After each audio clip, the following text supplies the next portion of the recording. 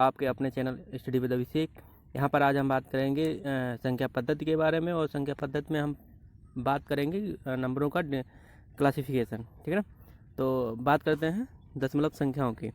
तो दशमलव संख्या मतलब 10 संख्याओं का समूह दशमलव संख्या कहलाता है। मतलब 0 to 9, 0 से लेके कितना 0 1 2 3 4 5 6 7 8 9, ये संख्या कितनी हो गई? तो 10।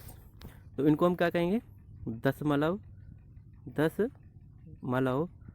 संख्या। ठीक है ना। तो अब ये संख्याएं हैं 9। अब इन संख्याओं को, ये टोटल दशमलव संख्याएं कहलाती हैं। 9 जितनी भी संख्याएं हैं, तो 10 संख्याएं दशमलव संख्याएं कहलाती हैं। अब बात आती है कि अंक। तो अंक क्या होते हैं? जितने भी अंक, मतलब 0 से लेके इनफाइनाइट तक के जितने भी अंक नंबर होते हैं, वो सब क्या कहलाते हैं? अंक कहलाते हैं। मतलब 0 1 2 3 4 5 6 7 8 9, ये 10 11, ऐसे डॉट डॉट डॉट इनफाइनाइट जितने भी नंबर होते हैं वो सब क्या कहलाते हैं? अंक कहलाते हैं। ठीक है ना। अब इतनी सारी संख्याएं थीं, तो इनको क्या करना पड़ा? डिवाइड करना पड़ा। ठीक है ना। तो डिवाइड करने का मतलब है इनको कई प्रकार से डिवाइड किया गया है। बट इससे पहले हम जानेंगे कि ये मान कुछ होते हैं, अंकों के मान। तो इनके मान होते हैं, अंकों के 2 प्रकार के मान होते हैं। एक तो होता है जातीय मान। कौन सा मान? जातीय मान। तो जातीय मान या वास्तविक मान। वास्तविक मान, तो ये क्या होता है? किसी संख्या का वह मान, उसे जातीय मान या शुद्ध मान भी कहते हैं। जैसे हमने कहा 4 5 3 7, तो 5 का जातीय मान 5 ही रहेगा। 3 का जातीय मान 3 ही रहेगा। 4 का जातीय मान 4 ही रहेगा। ठीक है ना।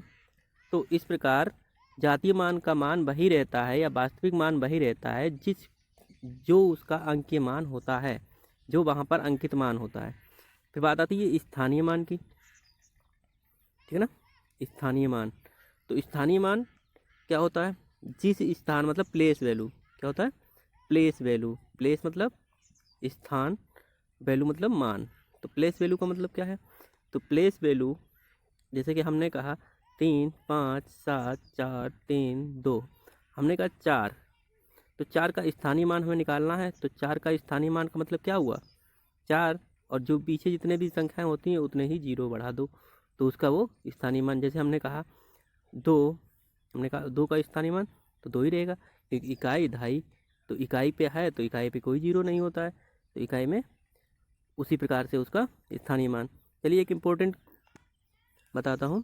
3 5 7 0 3, तो अब यहाँ पे पूछ दे अगर 0 का स्थानीय मान, तो 0 का स्थानीय मान यहाँ पर 0 ही होगा, क्योंकि 0 और 10 टू पावर जितनी भी पावर्स होती है, तो ये इकाई दहाई, तो यहाँ पे एक इकाई का मतलब 0 का मल्टीप्लाई होगा, तो यहाँ पे या 10 का मल्टीप्लाई होगा, तो 10 का मल्टीप्लाई मतलब 0, 0 का मतलब 0। तो 0 का अगर कहीं स्थानीय मान पूछा जाता है तो वो उसका स्थानीय मान 0 ही होगा। ठीक है ना। अब आते हैं, इतनी सारी संख्याएं हैं, संख्याओं के बारे में हम क्या करेंगे? तो संख्याओं, जैसे कि जीरो या से इनफाइनाइट तक की संख्याएं, तो बहुत सारी संख्याएं होंगी, तो इनको क्या किया गया? कई पार्टों में डिवाइड किया गया। तो नंबर 1 आती है संख्याओं के प्रकार। क्या आता है? संख्याओं के प्रकार। तो संख्याओं के प्रकार सबसे पहले आता है प्राकृतिक संख्याएं। प्रकृति, जैसे कि प्राकृतिक मतलब होता है कि जैसे प्रकृति से हमको प्राप्त हुई, मतलब इनके बारे में हमको ये नहीं पता कि ये खोज ही किसने है, तो ये सब प्राकृतिक संख्याएं कहलाती हैं। ठीक है ना। 0 को छोड़कर, मतलब 0 नहीं उसमें छोड़ दो, 0 को छोड़कर 1 से स्टार्ट करो, 1 2 3 4 5, तो ये सब क्या हो गए? प्राकृतिक संख्याएं हो गई। डॉट इनफाइनाइट तक जितनी भी संख्याएं होंगी वो सब प्राकृतिक संख्याएं होंगी। ठीक है ना। अब आती है पूर्ण संख्या। पूर्ण संख्या मतलब यहाँ पे सबसे ज़्यादा अच्छा रहेगा संपूर्ण संख्या कर लो। ठीक है ना। संपूर्ण संख्या। ठीक है ना। अब पूर्ण संख्या का मतलब 0 भी उसमें इंक्लूड कर लो, 0 1 2 3 4। तो इस प्रकार जितने भी 0 से लेके इनफाइनाइट तक जितनी भी संख्याएं हैं वो सब क्या कहलाएंगे? पूर्ण पर संख्या कहलाएंगी, पूर्ण संख्या कहलाएंगी। ठीक है ना दोस्तों, पूर्ण संख्या कहलाएंगी। अब आती है, अब इसके बाद क्या आएगा, सम संख्या। क्या आएगा, सम संख्या मतलब इवन नंबर। कौन सा नंबर, इवन नंबर।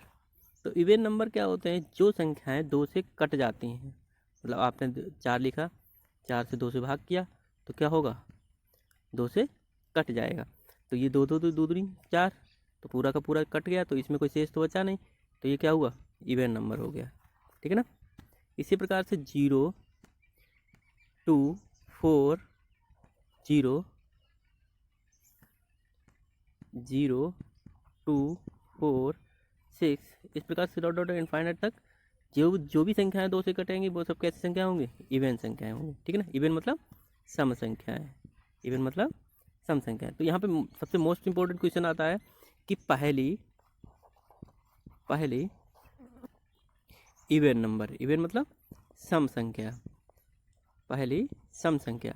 तो पहली सम संख्या क्या होगी, 0। क्या होगी दोस्तों, 0। पहली सम संख्या 0 होगी। ठीक है ना। ठीक है, अब आते हैं विषम संख्या। तो विषम संख्या क्या होती है, ऐसी संख्याएं जो 2 से पूर्णतः विभाजित ना होकर अन्य संख्याओं से विभाजित हो जाए।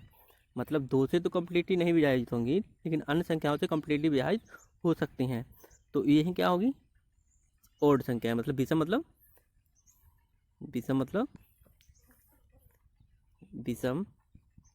मतलब ओड, मतलब ओड संख्याएं होती हैं ये। तो ओड संख्याएं विषम संख्याएं होती हैं जो 2 से तो कंप्लीट नहीं विभाजित होंगी, लेकिन अन्य जो नंबर होगा, अदर नंबर, उससे कंप्लीटली विभाजित हो जाएंगे। ठीक है ना। अब आती है, अब इसमें पूछ दिया जाता है कि पहली विषम संख्या, तब क्या करोगे। तो पहली विषम संख्या क्या हो जाएगी, 1, और दूसरी विषम संख्या 3। ठीक है ना। अब बात आती है भाज्य संख्या। भाज्य संख्या मतलब होता है जिन संख्याओं के 2 से अधिक गुणनखंड हों, जिन संख्याओं के 2 से अधिक गुणनखंड हों। तो 2 से अधिक क्या गुणनखंड हो गए, 4 के, 6 के, 8 के, इनके सबके जो मतलब 2 से ज़्यादा गुणनखंड हो गए। अगर हम 3 लिखें तो 3 के क्या होंगे, 1 हो जाएगा, 3 हो जाएगा। तो इसके तो 2 से ज़्यादा गुणनखंड हुए नहीं। 2 1 क्या है, 2 गुणा 1, इसका खुद का गुणनखंड है और एक इसका गुणनखंड है, तो इसका भी 2 ही गुणनखंड है, तो ये भाज्य संख्या नहीं है। तो इस प्रकार हम कह सकते हैं कि भाज्य संख्या, पहली भाज्य संख्या क्या है, पहली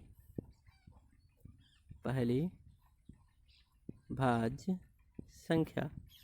अब पहली भाज्य संख्या क्या हो सकती है, 4। क्या होगी, 4। ठीक है ना। अब आता है अभाज्य संख्या, वेरी इंपॉर्टेंट है। इसके लिए टेट, सीटेट, टेट, लेखपाल, सारे एग्जाम के लिए बहुत इंपॉर्टेंट क्वेश्चन है। हर बार इस टॉपिक से क्वेश्चन पूछा ही पूछा जाता है। तो अभाज्य संख्या, अभाज्य होता है प्राइम नंबर। क्या होता है दोस्तों, प्राइम नंबर। क्या होता है, प्राइम नंबर। अब बात आती है होते क्या है। तो जिन संख्याओं के केवल 2 गुणनखंड होते हैं, कितने गुणनखंड, 2। जैसे कि हमने 2 लिखा, तो इसके क्या गुणनखंड हो गए, 1 गुणे 2। तो इसके 2 गुणनखंड हो सकते हैं, एक से कटेगी या तो 2 से कटेगी, तो 2 गुणनखंड हो सकते हैं। या तो अब वो किससे किससे कट सकती है, 1 से कटेगी या सेल्फ मतलब स्वयं से कटेगी। ठीक है ना। इसके अलावा वो किसी भी नंबर से वो कटेगी नहीं। ठीक है।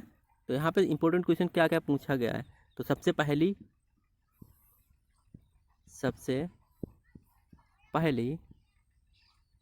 अभाज्य तो क्या होगी दोस्तों, 2 होगी। ठीक है ना। अब समअभाज्य कह दे तब भी दोस्तों क्या संख्या रहेगी, 2 ही रहेगी। कंफ्यूज करने के लिए वो इधर उधर के क्वेश्चन कर सकता है। अब वो कह दे विषम अभाज्य संख्या, विषम अभाज्य, अब क्या करोगे, अब क्या करोगे। तो अब ये इसमें क्या कर सकते हैं। तो विषम अभाज्य मतलब 2 तो एक सम है, तो इसका पहला क्या आंसर हो जाएगा, 3। क्योंकि 1 ऑड नहीं हो, वो 1 प्राइम नहीं होता है, ये भी ध्यान रखना है, 1 प्राइम नहीं होता है। तो 1 से 100 तक कितनी प्राइम होती हैं, 25। ठीक है ना। अब 1 से 50 तक 15 प्राइम होते हैं, 50 से 100 तक कितने हो जाएंगे टोटल, तो इसमें कितने हो जाएंगे 10। तो दोस्तों ये बहुत इंपॉर्टेंट फैक्ट है, यहाँ से जितना भी फैक्ट है ये कितना पूरा का पूरा फैक्ट बहुत ही इम्पोर्टेंट है, ठीक ना। ठीक है, अब बात आती है दोस्तों, अब बात आती है हाँ, और सबसे इम्पोर्टेंट कोई कि एक ना तो अभाज्य है, ना भाज्य है, ना ही अभाज्य, ठीक है ना, ना ही भाज्य है और ना ही अभाज्य, ठीक है। अब बात आती है अपेक्षिक अभाज्य संख्या। तो अपेक्षिक अभाज्य संख्या क्या होती है, वह संख्या जिसके समूह का HCF 1 होता है। अब बात समझने की कोशिश करना कि कोई भी समूह होगा, कोई भी समूह होगा, सिर्फ HCF उसका अगर 1 है, ज़रूरी नहीं कि वो और प्राइमी हो, ज़रूरी नहीं कि वो प्राइमी हो, मतलब प्राइम मतलब अभाज्य हो, दोनों संख्याओं का सेट अभाज्य हो, ऐसा कोई ही ज़रूरी नहीं है। तो इसलिए यहाँ पर हम कह सकते हैं कि ज़रूरी नहीं कि अभाज्य हो, तो ये समझ में आएगा कि अपेक्षिक अभाज्य संख्या है, नहीं। अगर इसमें इसका HCF अगर बना रहा है, दो संख्याओं के सेट का अगर HCF बना रहा है, तो वो क्या होगी, अपेक्षिक अभाज्य संख्या, ठीक है।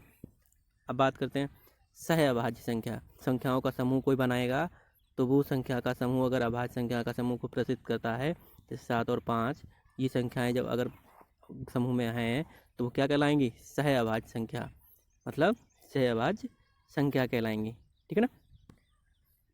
ट्वाइन नंबर, ट्विन का प्राइम नंबर मतलब वह संख्याएं जिनके बीच का अंतर 2 है।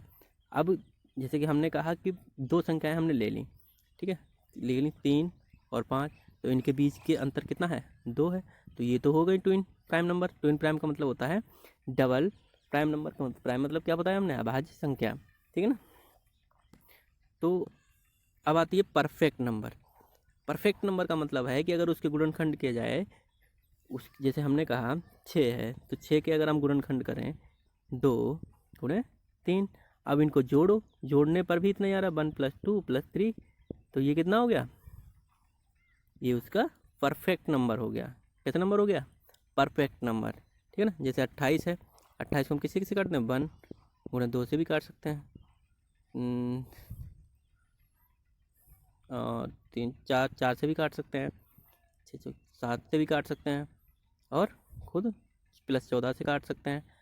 तो कितना हो गया, बराबर किसके हो गया, 28 के। अगर इनको जोड़ोगे तो 1 + 2 + 4 + 7 + 14, तो ये पूरी संख्या टोटल अगर जोड़ोगे तो किसके बराबर होगा, 28 के बराबर हो जाएगा। तो ये मतलब क्या है, ये टोटली कम्प्लीटली परफेक्ट नंबर है, पूर्ण संख्या है, ठीक है।